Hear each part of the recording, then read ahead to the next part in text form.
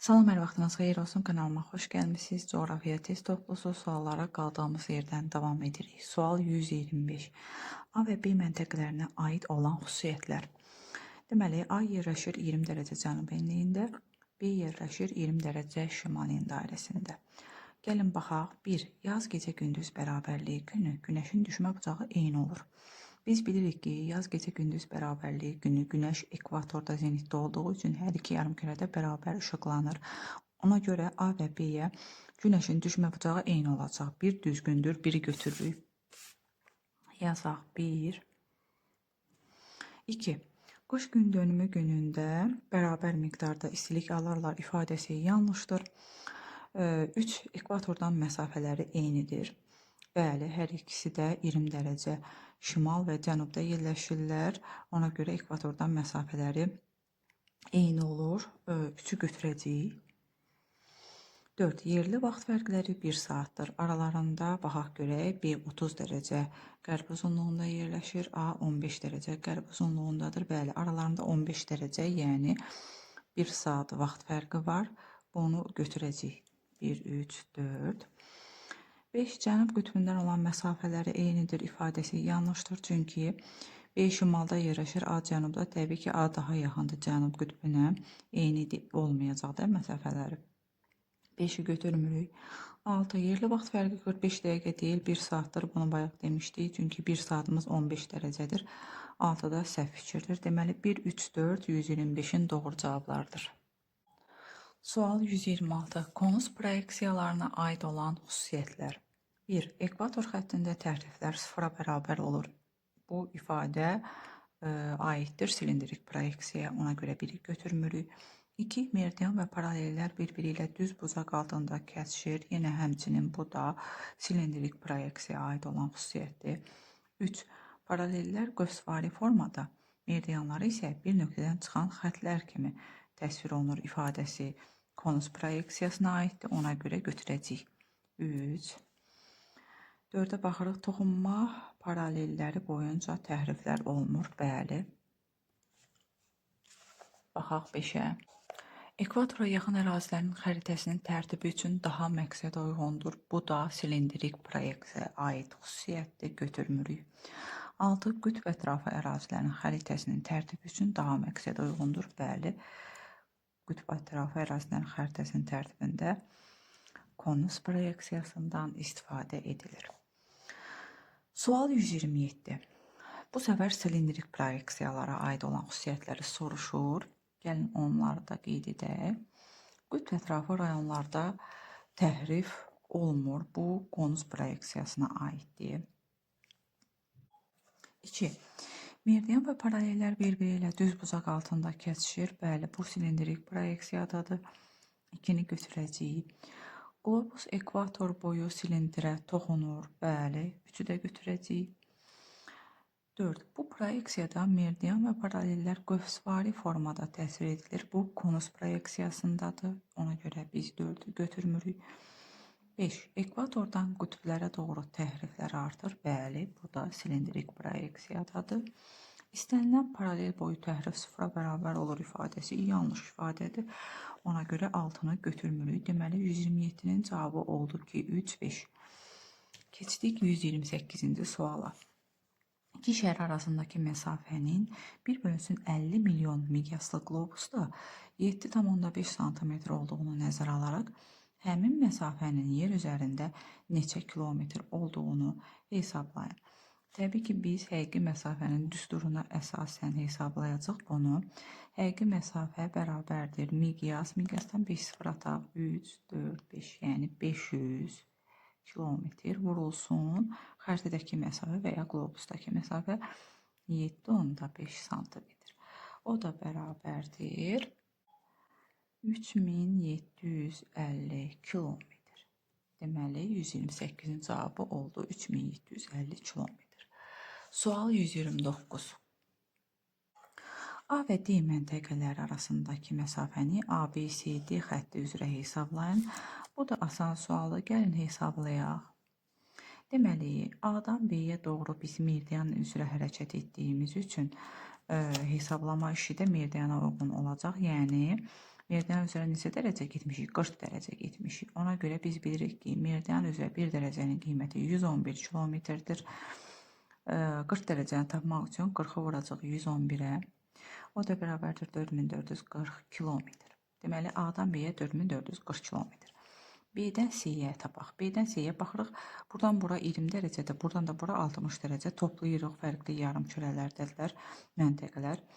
20-nin üstü 60 gələndə edəcək 80. Yəni biz ekvator boyu hərəkət etdiyimiz üçün ekvatorda biz bilirik ki, 1 dərəcənin qiyməti 111 kilometrdir. Ona görə 80-i vuracaq 111-ə. O da edəcək 8880 kilometr. Sonra C-dən D-yə yenə meridian üzrə hərəkət edirik. Yenə meridian üzrə hərəkət etdiyimiz üçün 1 dərəcənin qiyməti 111 olduğu üçün və buradan burada 20 dərəcə getdiyimiz üçün 20-ni vuracaq 111-ə. Bu da edəcək 2220 kilometr. Sonra biz bu məsafələri təbii ki toplayacaq. 4440 plus 8880 plus 2220. O da bərabərdir. Birbaşa cavabı yazım 15540 kilometr. Bu da bizim 129-cu sualımızın cavabı. Keçdik 130-cu suala. Sual 130. A və D məntəqələr arasındakı məsafəni yenə ABCD xətti üzrə hesablayın deyir. Yenə baxırıq A-dan B-yə biz 40 dərəcə getmişik, meridian üzrə getmişik və meridian üzrə 1 dərəcə 111 kilometrdir. Yenə 40-ı vuracaq 111-ə. Edəcək, bayaq burada yazmışdıq, rəqəmlər demək olar ki, eyni 4440 kilometr. B-dən C-yə 60 dərəcə getmişik və ekvator boyu hərəkət etdiyimiz üçün və ekvatorda da 1 dərəcənin qiyməti 111 kilometr olduğu üçün 60-ı vururuq 111-ə. O da edir 6660 kilometr. Sonra C-dən D-yə yenə meridian üzrə hərəkət edirik. Nə qədər? 40 dərəcə. Baxın, 40 dərəcədə. 40 vurulsun 111, o da bərabərdir 4440 kilometr. Yine biz bunları topluyoruz. 4440 plus 6660 plus 4440, o da bərabərdir. Yine bir başa cavabı yazın, vaxt getməsin, 15540 kilometr olacaq. Bu da 130-cu sualın cavabıydı. Keçdik 131-ci suala. Miqyası 1/50 milyon olan qlobus üzərində 40 dərəcə şimal enliyi ilə şimal qütbü arasındakı ən qısa məsafəni santimetrlə hesablayın. Şimal qütbü 90 dərəcədir və 90 dərəcə ilə 40 dərəcə arasındakı dərəcə fərqini tapırıq ilk öncə. 90 çıxılsın 40, da bərabərdir 50 dərəcə. Və biz yenə meridian üzrə hərəkət edəcəyimiz üçün, yəni şimal qütbünə qədər meridian üzrə hərəkət edəcəyimiz üçün 50 dərəcəni vurmalıyıq 111 kilometrə. Niyə? Çünki meridian üzrə 1 dərəcə 111 kilometrə bərabərdir. Hər dəfə bunu vurğulayıram. Çünki ola bilər də ilk dəfə baxanlar olar, bilməz. Onun üçün belə hər dəfə vurğulayıram. Yoxsa təbii ki, bilənlər bilir. 5550 kilometr. İndi bizdən nə istəyir?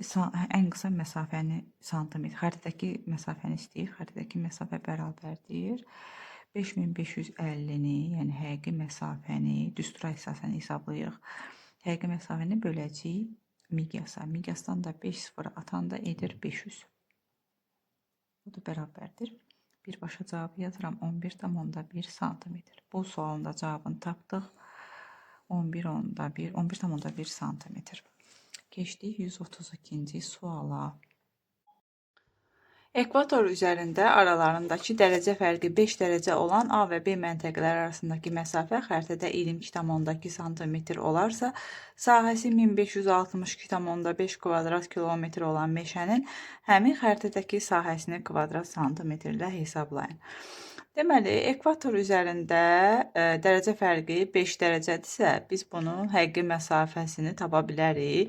Həqiqi məsafəni tapmaq üçün 5 dərəcəni vurmalıyıq 111 kilometrə. Niyə? Çünki ekvator üzərində 1 dərəcənin qiyməti 111 kilometr olduğuna görə 5 dərəcəni vururuq 111-ə. O da bərabərdir 555 kilometr. A və B məntəqələri arasındakı həqiqi məsafəni tapdıq. Xəritədəki məsafəni də bilirik. Artıq biz miqyası tapa bilərik. Miqyas bərabərdir həqiqi məsafə, yəni 555 kilometr bölünsün xəritədəki məsafə. Mən birbaşa cavabı yazacağım. Vaxt getməsin. 25 kilometr. Miqyası bilirik. Həqiqi sahəni bilirik. Xəritədəki sahəni tapa bilərik. Xəritədəki sahə düstura əsasən bərabərdir. Həqiqi sahə 1562,5 bölünsün miqyasın kvadratı. 25-in kvadratı da 625. O da bərabərdir 2,5 kvadrat santimetr. Cavab budur. Sual 133.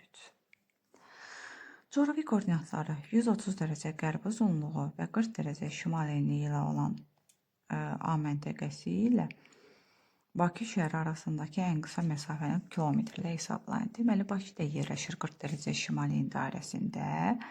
A məntəqəsi yerləşir 40 dərəcə şimal enli dairəsində. Və Bakı 50 dərəcə şərq uzunluğundadır. Digər məntəqə 130 dərəcə qərb uzunluğundadır. Aralarındakı dərəcə fərqinə baxsaq 180 dərəcədir. Yəni əks meridianlarda yerləşirlər. Belə başa düşün də, baxın bu qlobusdur. Əks meridianda yerləşirlər. Və əks meridian hər ikisi də 40 dərəcəlik enlikdədirlər. 40 dərəcəlik. Tutaq ki, Bakı buradadır. Digər məntəqədə A məntəqəsi də buradadır. Buradan bura biz geçsək daha çox yol məsafə qət edəcəyik. Çünki bizə nə deyir? Ən qısa məsafəni soruşur.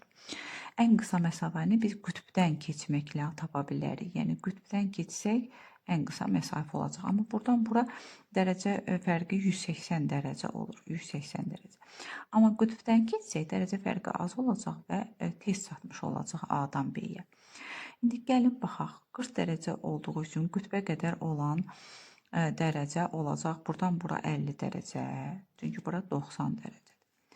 Buradan da Bakıya yenə 50 dərəcədir. Yəni biz nə edəcəyik? 50 dərəcə üzərinə 50 dərəcə, o da bərabərdir 100 dərəcə. Yəni biz toplamda 100 dərəcəlik yol getmiş olacaq. Və meridian üzrə hərəkət etdiyimiz üçün 100 dərəcəni vuraraq 111 kilometrə.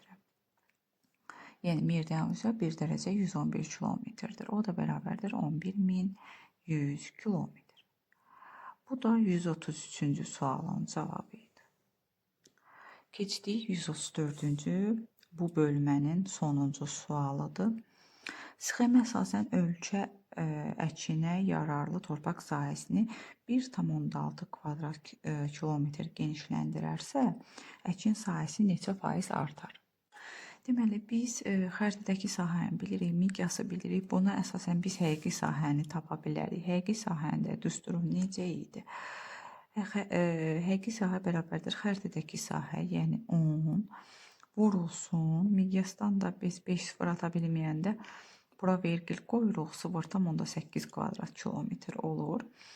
Yəni miqyas 0,8 kvadrat kilometr. O da bərabərdir olacaq.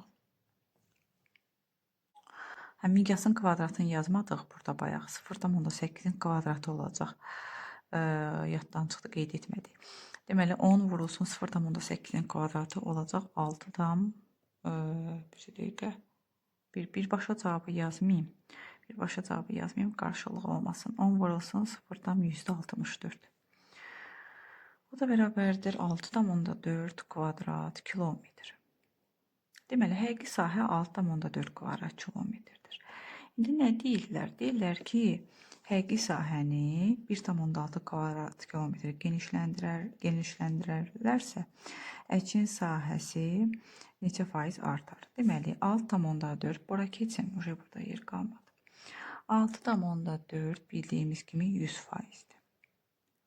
Genişləndirilib 1,6 kvadrat kilometr. Gəlin tapaq görək neçə faiz artar. 1,6 x. X bərabərdir 1,6 olsun 100 bölünsün 6,4. O da bərabərdir 25%. Deməli tapdıq ki, neçə faiz artacaq əkin sahəsi? Bir dəqiqə, aha, 25% artacaq. 134-ün cavabı 25% oldu. Belə, bu bölməni də bitirdik. Hər birinizə uğurlar arzu edirəm. Kanalımıza abunə olub, videolarımızı bəyənib paylaşmağı unutmayın. Təşəkkür edirəm. Çox sağ olun. Gələn test tapşırıqlarında görüşmək üzrə.